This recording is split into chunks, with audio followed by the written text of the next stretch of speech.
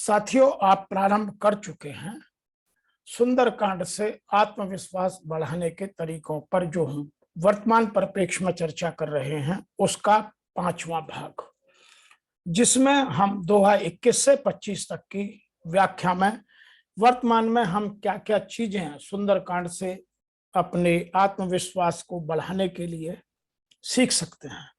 इन 5 दोहों में आत्मविश्वास को बढ़ाने की पराकाष्ठा की वर्णन बाबा तुलसीदास जी ने रावण और हनुमान के संवाद के रूप में किया है।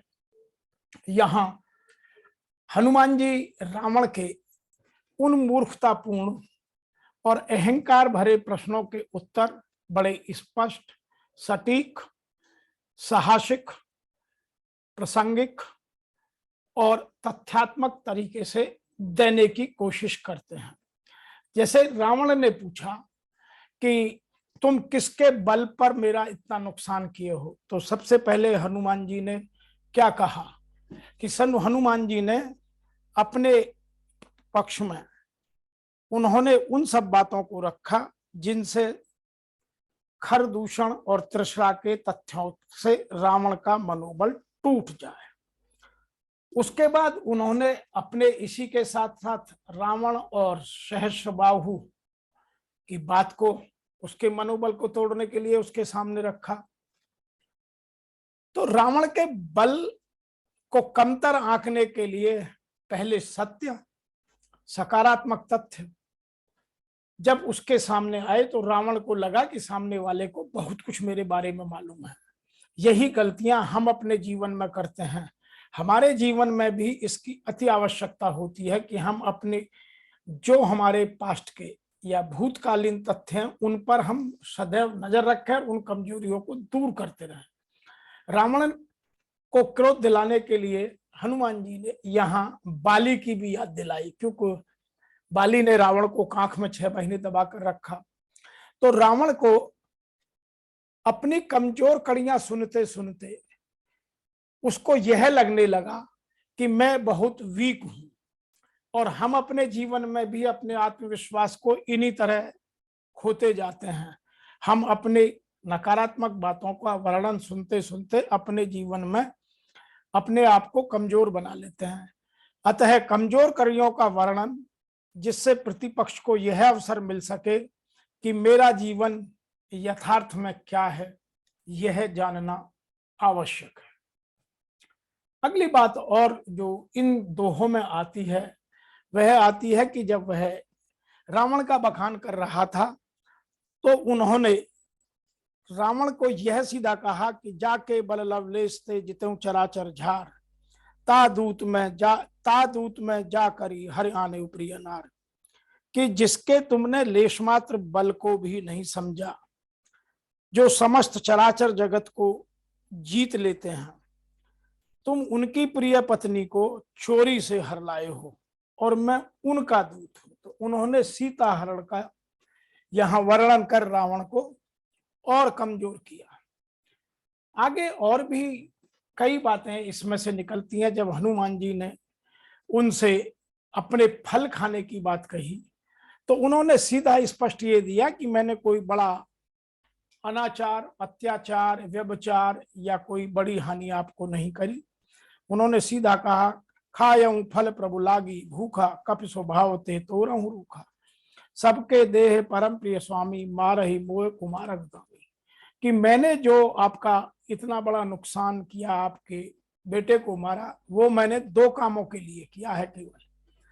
सबसे पहली बात है कि तथ्यों के आधार पर तार्किकता के साथ उन्होंने अपने फल खाने की बात और अपने आत्म सुरक्षा की बात को यहाँ रावण को बताते हुए अपने पक्ष में एक सृजन का, एक अवसर का पैदा करने का साहस दिखाया। और उन्होंने आत्मरक्षा की बात में ये कहा कि अपनी आत्मरक्षा करनी कोई बुराई नहीं है, वह आज भी हमारे संविधान में बुराई की बात नहीं है। इसीलिए उन्होंने भी आत्मरक्षा की बात वहां कही। बाद में उन्होंने अपनी सामर्थ्य और सक्षमता का विस्तार से वर्णन किया और उसके जीवन में, सामने वाले के जीवन में उसके चरित्र के महत्व को समझाने के लिए उसके पूर्वजों का चरित्र चित्रण किया। जैसे यहाँ रावण को उसके पूर्वज ऋषि पुलस्त का और कुल की मर्यादाओं का उसको ध्यान दिलाया। तो यहाँ बार बार उन संवाद में, रावण और हनुमान जी के संवाद में बहुत सारे ऐसे प्रश्नों की बात की जाती है कि जिनको हमें समझकर अपने जीवन में उत्कृष्टता की ओर ले जाने का अवसर मिलता है। जब रावण गुस्से में था, रावण को जब यह सब बातें जो हनुमान जी ने तथ्यात्मक तथ्य उनके सामने रखे तो वह अच्छे नहीं लगे और रावण क्रोध में आ गया और रावण ने यह कहा कि इसको तुरंत मार दिया जाए। तो हनुमान जी उस समय अपनी पूंछ को चहलाने लगे और उसी बीच वहां विभीषण आए और विभीषण जी ने उनको बड़ी विनती की। तो यहाँ विभीषण जी का आना तुलसीदास जी के माध्यम से हमको यह समझाने का प्रयास है कि जब भी हम पर बुरे विचार या हमारे कुविचार हम पर हावी हो जाएं तो हमें अपने सुविचारों को जगाना चाहिए और उनकी सुननी चाहिए। यहाँ रावण ने विभीषण जी की नहीं सुनी, इसका मतलब वह अपनी गहरी सोच में गया ही नहीं। वह अपने अहंकार और अपने मूर्खतापूर्ण आचरण के कारण यह आदेश देता है कि यदि तुम इनकी मृत्यु नहीं कर सकते तो इनकी पूंछ काट दी जाए। और यदि पूंछ काटने की बात को यदि देखें तो रावण के जो कर्मचारी थे उन्होंने वहां उस चीज का कोई अवलोकन ही नहीं किया। हनुमान जी जब अपनी पूंछ बढ़ा रहे थे, जो यहाँ लिखा है कि हनुमान जी अपनी पूंछ बढ़ाते चले गए और रावण की टीम उस पर कपड़ा बांधती चली गई और उसका किसी ने यह ध्यान नहीं दिया कि इतनी पूंछ कैसे बढ़ सकती है। और सब कौतुकवश, मतलब खेल खेल में इस चीजों को देखते रहे। यहाँ बाबा तुलसीदास जी ने लिखा, राहन नगर बसन ग्रस्तेला, बाड़ी पूंछ कीन कप खेला, कौतुक कहें अर पुरबा, कौतुक कहें आए पुरबासी, मारही चरण करही बहुहासी। तो वो उस चीज को लाइटली लेते रहे कि हनुमान जी पूंछ बढ़ा रहे हैं, हमारे शहर में सब कुछ खत्म कर दिया है, इसका दुष्परिणाम भी हो सकता है, किसी ने सोचा नहीं। यही गलतियां हम करते हैं जब हम क्रोध में होते हैं या उपहास में इतने डूब जाते हैं तो हम सही तथ्यों का आचरण करना बंद कर देते हैं। हनुमान जी ने उसका मौका लेते हुए अपनी पूंछ को बढ़ाया और जब उन्होंने आग लगाई तो उस आग लगे अवसर का लाभ लेकर उन्होंने पूरी लंका को जला दिया और वहां उन्होंने इस बात का प्रमाण दिया कि मैं आपकी जो मूर्खता है उसको भी मैं अपने पक्ष में कैसे यूज कर सकता हूं। और उसी समय बाबा तुलसीदास जी ने बड़ी जोरदार बात लिखी, हरि प्रेरित तही अवसर चले मरुत अनुशास, अट्टहास कर गर्जा कपि बढ़ लाग आकाश।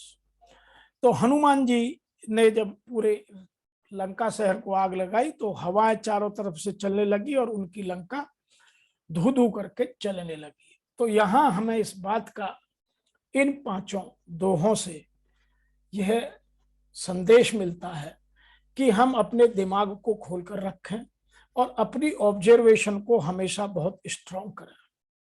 जो भगवान ने हमें 5 नौकर दिए हैं, क्या, क्यों, कब, कैसे और किसके लिए, उनका हम उपयोग करते रहें। यदि हम क्यों और कैसे का उत्तर ढूंढते रहेंगे तो हम जीवन में कभी भी ना तो नकारात्मक होंगे और ना ही कभी हम असफल होंगे। अतः सुंदरकांड के इन 5 दोहों से हमें यह सीधा सीधा आचरण में बदलाव करने का संकेत मिलता है कि हमें अपनी ऑब्जर्वेशन स्किल बढ़ानी चाहिए, नंबर 1। नंबर 2, हमें समय समय पर अपनी परिस्थितियों का आकलन करना चाहिए। नंबर 3, सबकी सुननी चाहिए, रावण ने विभीषण जी की नहीं सुनी। नंबर 4 जो बात है वह है, जब हम परिस्थितियों का मूल्यांकन करना बंद कर देते हैं तो उसके परिणाम समाज और राष्ट्र को भुगतने पड़ते हैं। जैसे यहाँ गलती रावण ने की और लंका पूरी जली। और इसका एक और संदेश है कि जब हम मूर्खतापूर्ण या अविवेकपूर्ण निर्णय लेते हैं तो हम अपने प्रियजनों को भी उसके प्रभाव में ग्रसित कर देते हैं, उनको बचा नहीं पाते हैं, जिससे और समाज का बड़ा नुकसान या बड़ी हानि होती है। तो हमें अपनी गलतियों के साथ साथ राष्ट्र और समाज की हित का ध्यान रखना चाहिए कि मेरी गलती का परिणाम उन पर क्या पड़ेगा। आज जो हमारे राजनीति में लोग ये गलतियां करते हैं, जो रावण उस तत्कालीन में करता था, उससे राष्ट्र को कितना बड़ा नुकसान होता है, यह छुपी हुई बात नहीं है। अतः हमें अपने जीवन में इन चीजों का ध्यान रख करके और सुंदरकांड से अपने आत्मविश्वास को जगाने के लिए इन बातों को दिन प्रतिदिन के कार्यों में मूल्यांकन और आचरण कर अपने जीवन को उत्कृष्ट बनाना चाहिए। आज इतना ही, फिर शीघ्र मिलते हैं छठवीं कड़ी लेकर। तब तक के लिए आप सभी को